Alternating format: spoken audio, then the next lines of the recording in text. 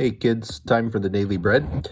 Today, if you remember from yesterday, we are picking up with Jacob being in bed, talking to his sons. They had all their prophetic discussions, and then he talked about what he wants to have happen when he dies, how he wants to be buried and where, and that's where we're going to pick up today, continuing that part of the conversation. So let's hear today's track. Daily Track 882, Genesis chapter 49, verse 31 and 32. There they buried him with his wife Sarah, and there Isaac was buried with his wife Rebekah. There also Leah lies preserved. And having finished these commands by which he instructed his sons, he drew his feet onto the bed, and he passed away, and he was gathered to his people. Kids, so here we see Jacob finishes giving his last wishes of where he wants to be.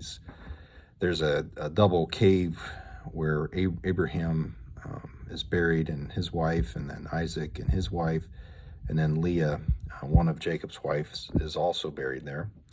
And so that's where he wants to be brought. Remember, he's in Egypt. This is over in Canaan, so they got to bring him back, but that's where he wants to be placed.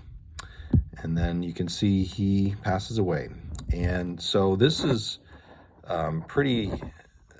Jacob's a very significant person in the Bible.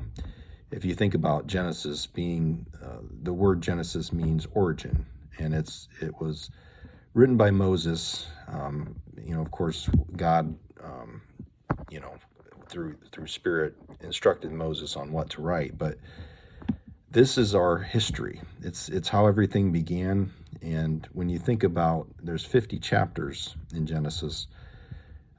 Jacob is introduced, he's first born in chapter 25, and we're almost to chapter 50 here. So if you think about Jacob's significance, and of course God knows him as Israel, right? God named Jacob Israel. 25 chapters, or 24 chapters technically, 50 to 25 once we get through the 50th chapter. So half of the book of Genesis is written about Jacob. And so he is very important in the eyes of God because he's kind of the main person who starts the 12 tribes of Israel, right? That's where that comes from. And all of history builds on God's nation of people. So it's very important. And that's why he spends a lot of time discussing Jacob in the Bible, so that people know where they come from and why it's important. So that'll finish it up for today. These next few tracks will continue learning about what happens after Jacob dies. And we'll finish up Genesis soon. God bless. I love you.